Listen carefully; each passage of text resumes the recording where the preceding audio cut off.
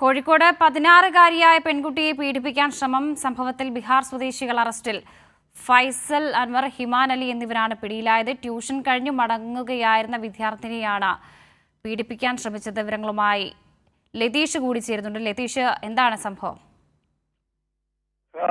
2 ദിവസം മുമ്പാണ് കോഴിക്കോട് നഗരമധ്യത്തിൽ വെച്ച് 16-കാരിയെ പീഡിപ്പിക്കാനുള്ള ശ്രമം ഉണ്ടായത്. ഇതിൽ പരാതി പ്രകാരം കസബ പോലീസ് അന്വേഷണത്തിലാണ് ഇപ്പോൾ ബീഹാർ സ്വദേശികളായ 2 പേരെ കസബ പോലീസ് പിടികൂടിയിരിക്കുന്നത്.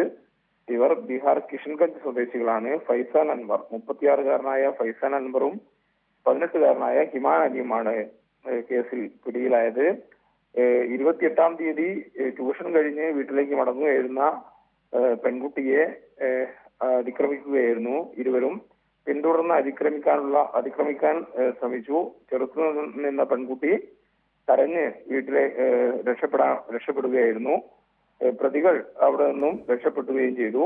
എന്നാൽ പോലീസ് CCTV കേന്ദ്രീകരിച്ച് നടത്തിയ അന്വേഷണത്തിലാണ് പ്രതികളെ ഇന്ന് തലയിലാക്കാൻ കഴിഞ്ഞത്. ഒപ്പം പ്രതികൾ ഒരാളുടെ ചെരുപ്പും ഈ സംഭവ സ്ഥലത്തു നിന്നും പോലീസ് കണ്ടെടുത്തിരുന്നു. എന്തായാലും ഇന്ന് വൈകിട്ടോടു കൂടിയാണ് പ്രതികളെ കസബ പോലീസ് അറസ്റ്റ് ചെയ്തത്. കിഷൻഗഞ്ച് സ്വദേശികളാണ് ഇവർ.